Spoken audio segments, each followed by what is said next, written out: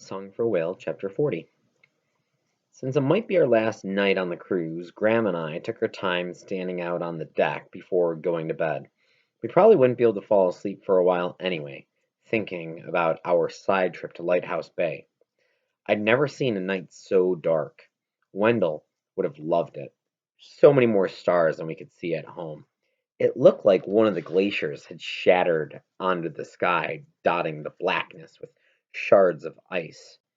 I scanned for the unblinking brightness of Jupiter. It was harder to find in the star crowded sky, and of course, it wouldn't be in the same place as when Wendell showed me. Or maybe it was that I was in a different place. Too much had changed since then. Sometimes it felt like I'd just left home, but I'd been away long enough for planets to shift in the sky. At the same time, things hadn't changed much at all. I was still so far away from the whale I'd set out to find. If I'd been home right then, I could have looked. I could have been on the Jacksons' balcony with Wendell, looking at Jupiter with him. Then I spotted it, way off to the left, as clearly as Wendell had been sitting there pointing it out to me. He probably he was probably in bed asleep, but I liked the thought that maybe he was looking at Jupiter right then too. I hadn't planned to get online again, but I decided to send one more email.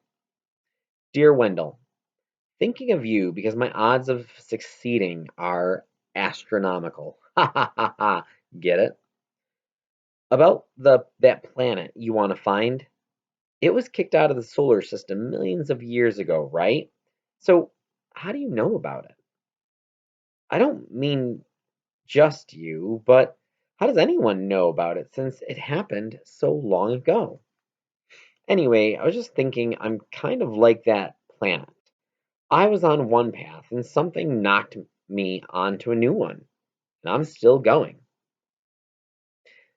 Benny walked with us to the exit when the ship docked in Cape Oliver. None of us said anything along the way. Grandma and I each had a small bag packed. If we didn't make it back before the ship left that afternoon, we'd have a change of clothes and our toothbrushes with us. We did pack our suitcases, even though we weren't going to haul them with us.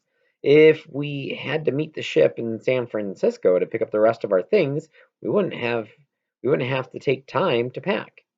Before we'd left the room, I put the origami whale in the front pocket of my jeans for good luck. Hopefully, we would make it back because I wasn't ready to say goodbye to Benny. But I had to go. A whale was pulling me off that ship and down the Pacific coast. I signed, "Thank you," to Benny.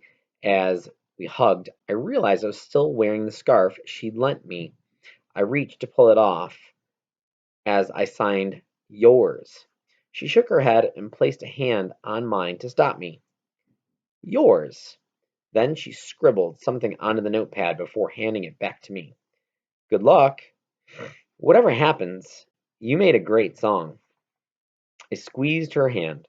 Then Grandma and I walked through the exit and onto the gangplank. Benny had told us how to get to the train from the ship, and pretty soon we found signs and a crowd to follow. A lot of cruise passengers were headed to the railway tour. After walking a few blocks, we saw a huge black train sitting on the tracks, steam billowing from the engine. It didn't look like trains I usually saw, but more old fashioned, like something from a black and white movie. A man in a blue suit and a conductor's cap stood outside the train and waved everyone aboard. Grandma handed him our tickets, and we found seats near the front. I couldn't believe we're almost there. This was it. It seemed to take so long for the train to fill up and get going. I was ready to just go already and get Blue 55 before he left the bay.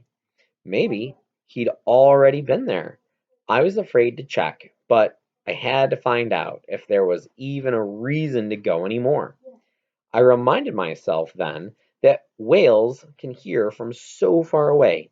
Even if 55 had left the bay, He wouldn't have gone far. I'd play his song for him anyway. He'd be close enough to hear it, and know that someone out there heard him and answered. So why didn't I feel better knowing that one way or another I'd play the song I'd made and he'd hear it? I thought back to what Tristan said when he reminded me that Blue 55 wasn't one of my radios. Maybe I wasn't doing this for 55, he thought. I was trying to fix the whale to make myself feel better. No, that wasn't it.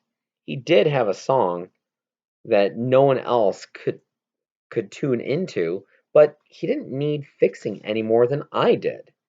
I pushed the doubts aside. Of course, I was doing this for him. When I took out my phone, I noticed there wasn't much of a charge left. The night before, I'd tested the speaker once more and left the phone plugged into it instead of plugging it into the charger. If I went through all of this just to have a dead phone ruin it, I'd never get over it. I turned off my phone to save whatever battery life was left and asked Grandma if I could check the map on hers.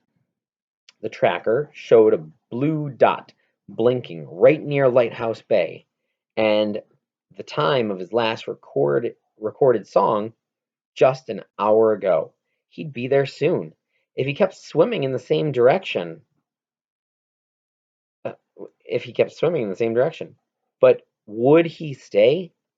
I was literally cutting my chances of meeting him down to the minute.